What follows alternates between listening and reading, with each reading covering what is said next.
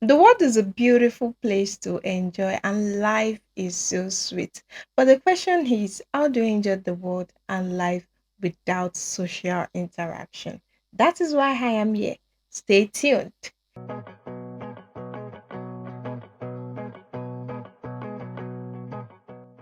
Hello, wonderful people. My name is Olasunbo Akela, and I have been your host on the show Insights. On today's episode of Insight, the topic says social interaction. So, when we say social interaction, what does it mean? And this is a social exchange. It means a social exchange between two or more people. Can there ever be a social interaction without a social exchange? That is where the question lies. There can never be a social interaction or a social interaction without a social exchange. But then, for a social exchange to happen, there needs to be a social group. And when we say a social group, it is a collection of humans or animals that share certain characteristics, certain beliefs, and accept each other's interaction, and interact with one another. And an example of a social interaction is it could be anything. It could be exchanging ideas. It could be buying and selling. It could be engaging in meaningful conversation anywhere and at any time. But then there are people who do not really have this love for social interaction. Some people don't even love meeting new people. Some people don't love talking about things. Some people don't love improving their social interaction, improving their social group, and improving their social exchange. And that is why I am here to shed more light on the topic social interaction. And through this means, this topic will take more than 1 week. We'll discuss it this week, and next week I will conclude on this topic. And there are many types of social interaction. Like I said, social interaction involves social exchange, and then for a social exchange to occur, there needs to be a social group in which you interact with, you share ideas with, and you communicate with. And the frequency with which the different forms are used can be determined by different cultural norms or institutional rules. And there are five most common forms of social interactions. It could be exchange, it could be a competition, it could be a cooperation, it could be conflict, and it could be coercion. And each of these is used in certain contexts and avoided in others.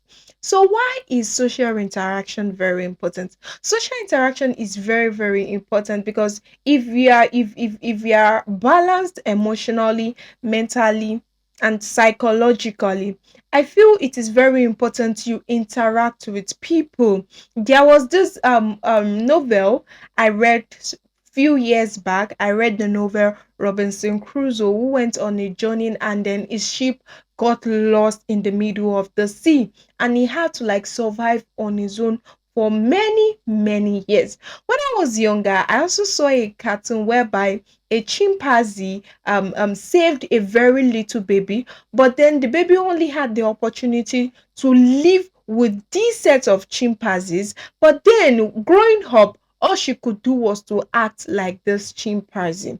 So that is when social interaction comes in, because if this child has have had one or two experiences with human, she would be able to interact with them and be able to come to human level. But then she has lived all her life with animals, and all she can do is to act like animals because our interaction has been social with these chimpanzees.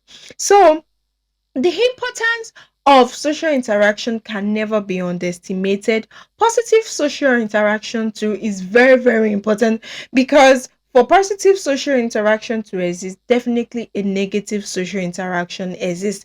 And positive social interaction have a wide range of both physical and mental beliefs. And early social interaction is particularly beneficial for child's development, and the right environment can also help your child to develop strong language skills, creativity, empathy, communication, and confidence, and then nursery helps in which one environment where skills can thrive. And I feel the importance of social interaction can never be underestimated.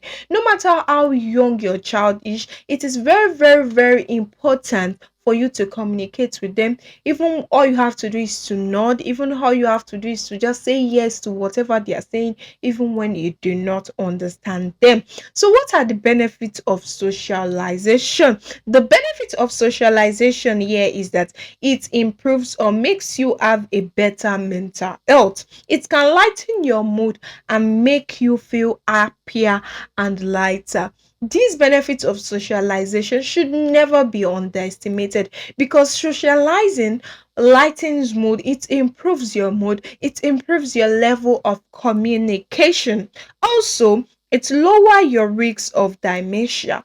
It lowers your risk of dementia because if you are able to increase the way you socially interact with people, you roll with people, communicating or having a relationship with 20 people, 50 people, 100 people. Obviously, as a person, I know more than 200 people, but then when I see this set of people, I am able to remember. Okay, even if I do not remember a whole lot of them, because there are some people you remember 100% info about them, there are some people 50, some people 30, and some people 5, and some people none. But all you can know is that, okay, I've met this person somewhere, but where we met is what I don't know.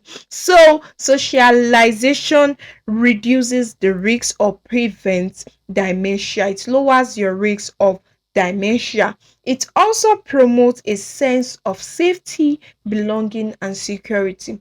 When you are able to socialize with people, you are able to know how much you are accepted, how much people loves you, what you mean to people, and then through this, it is able to give your mental health or your personality this safety that you are acceptable.